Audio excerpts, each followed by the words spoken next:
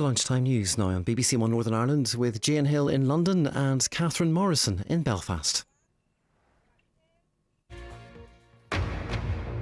Storm Eunice begins to batter parts of the UK with record wind speeds. A Met Office red warning is in place in many areas.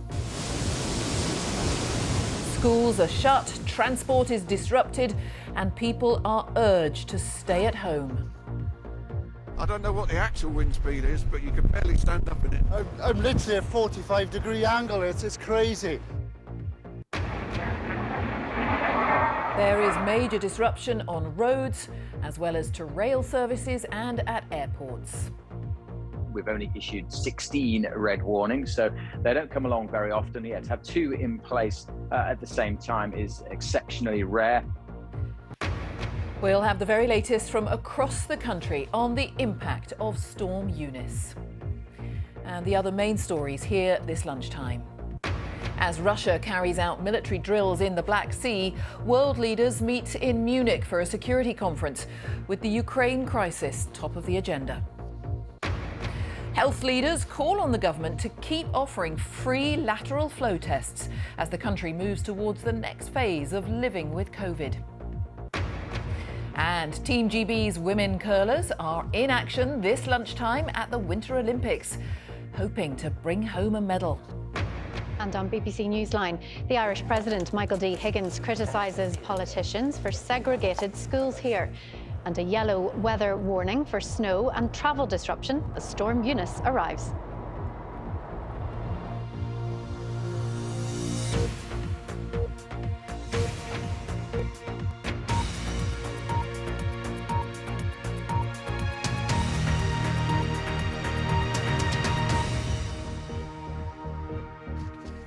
Hello, good afternoon. Welcome to the BBC News at 1. Storm Eunice is beginning to batter much of the UK, causing widespread disruption and damage. Forecasters say it could be one of the worst UK storms in 3 decades. The southwest bore the brunt of it this morning, with winds of an astonishing 122 miles an hour recorded at the Needles on the Isle of Wight. A Met Office red warning for wind is in place for London and the southeast of England for the first time. It means a danger to life is likely, and people have been told to stay at home. Amber warnings are in force across much of England and Wales until 9 o'clock this evening, bringing the possibility of power cuts and falling trees. And there are yellow warnings for snow in Scotland and Northern Ireland.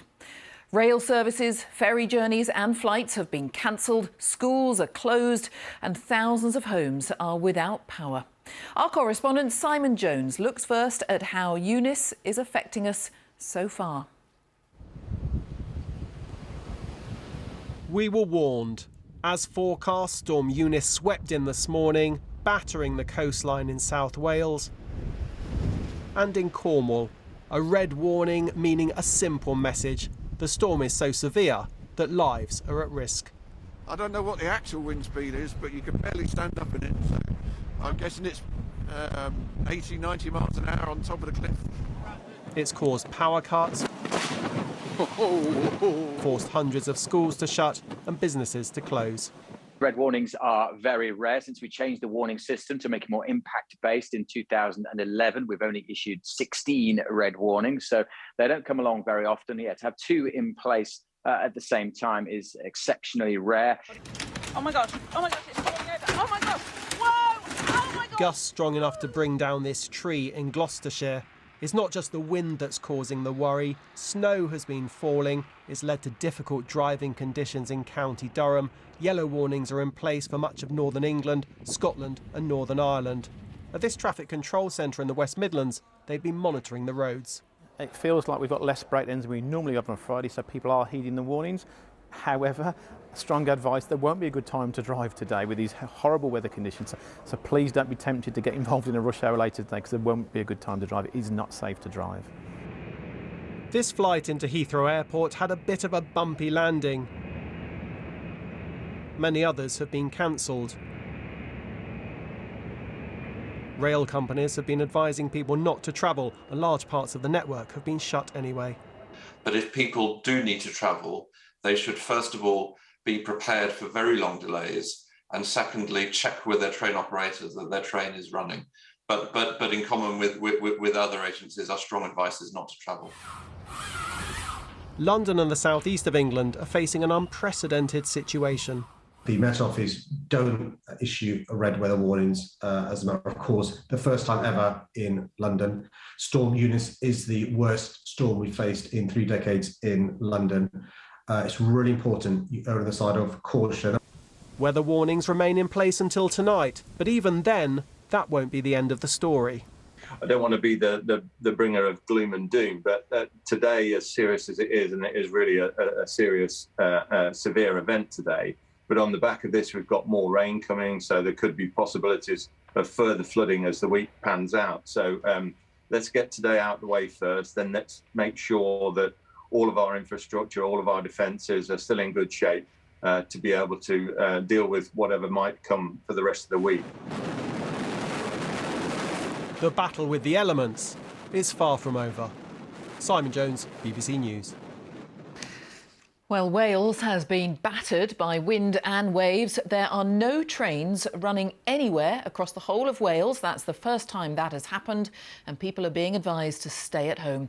Our correspondent Thomas Morgan is in Porthcawl in South Wales. Thomas.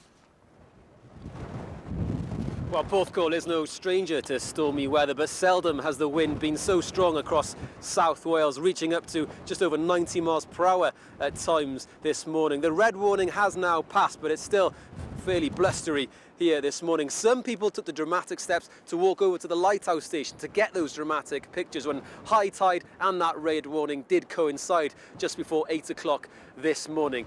But for the majority of people, they did take the advice and stay indoors, protecting themselves from this stormy weather. A stormy Eunice crashes over Porthcawl. The majority of cafes and businesses are shut in and around the South Wales coastline as it took the brunt of the weather this morning. Gusts of over 90 miles per hour have been clocked as Eunice sweeps up everything in its path. I've lived in Porthcawl many years and I've never experienced it like this before. It's even taken my breath away, it's so windy. You could barely walk on the prom, can you? You can't. I'm literally at a 45-degree angle, it's crazy. Stronger than I've seen for a long time. You know, the lack of rain is a big help, but I haven't seen the wind as strong as this for a while. The seafront here in Porthcawl really bore the brunt of the weather here this morning, as within an hour of the red warning coming into force, it coincided with high tide, meaning that waves came crashing over the promenade here. Although the Met Office's red warning has now ended, the whole of Wales is now under an amber alert for wind until this evening, with the seas in Holyhead disrupting ferry services across the Irish Sea. Elsewhere on the transport front, Eunice's impact on the roads overturned a lorry on the M4. Fallen trees damaged a car in Swansea, with both 7 bridges now closed. All trains have been postponed for the first time ever in Wales. I've been on a railway 30 years in Wales, and I do not recall a storm of this magnitude where we've taken the decision of taking suspending the service in advance. Over 25,000 homes are now without power, and that number is steadily rising. Most schools are closed, half-term here starting a day earlier than planned. As Eunice continues to create dramatic but dangerous scenery, the advice is to stay indoors and to only travel if absolutely necessary. Thomas Morgan, BBC News, Porthcawl. Well, it was the southwest of England that saw the worst of the weather this morning. A red Met Office warning was in place until midday. That is now an amber warning. But there are flood warnings still in place along the Severn estuary, caused primarily by tidal surges following huge waves. Our correspondent Andrew Plant is in Maysmore in Gloucestershire. Andrew. Yeah, we're right by the River Severn here this afternoon. This is the one that snakes its way up through Gloucestershire and up into the Midlands too. The one we were hearing all those flood warnings about from the Environment Agency yesterday. But as you can see, it is high, but so far it is also behaving itself. No flooding here as yet. Here in the west, really, throughout the morning, it has been the high winds rather than the high water causing all of the problems. This is Sharpness on the west coast, and it's basically where the Bristol Channel coming in off the sea becomes the River Severn and gets much narrower as it goes north. You can see it's high tide now. It's getting really choppy and really windy as Eunice starts to hit, but it's up there in that direction. As it goes into Gloucestershire, that's where they're worried it could start to cause flooding. Along the river, homes and businesses have been blocking doors with sandbags, and everyone here keeping a close eye on the water after Environment Agency warnings that flooding was likely. Further south, the high winds brought down trees. This crashing down in Bude this morning. On the coast at St Ives in Cornwall, the high winds brought big waves and a warning to keep away from the water.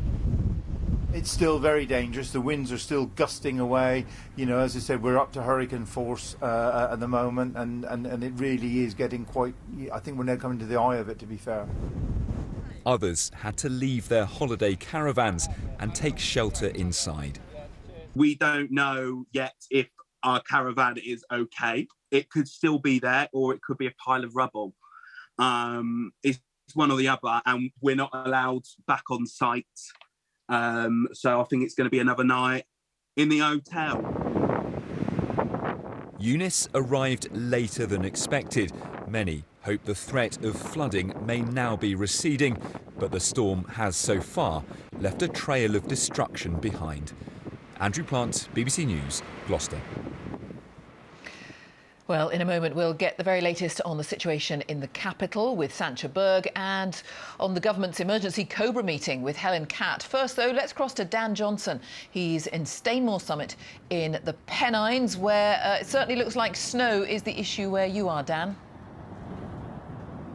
Yes, we're just on the boundary here between Cumbria and Durham, and we're at the heart of the area that is the focus of that amber warning for snow and ice. As you can see, quite a lot has fallen already on this higher ground in the Pennines this morning, and there is more forecast for later this afternoon. So this road, the A66 across the Pennines, was actually closed this morning, mainly due to the high winds, and trucks are still being advised to stay off this and some of the other high roads across the hills because of the high winds expected this afternoon. The Humber Bridge is going to close at 1:30. That's only the fourth or fifth time in its 40 years that it's been closed because of the weather. So although things aren't as bad here in the north as perhaps they are in the south, the bad weather is having an effect, and it looks like the disruption will last for some time. Power cuts are also expected to be an issue.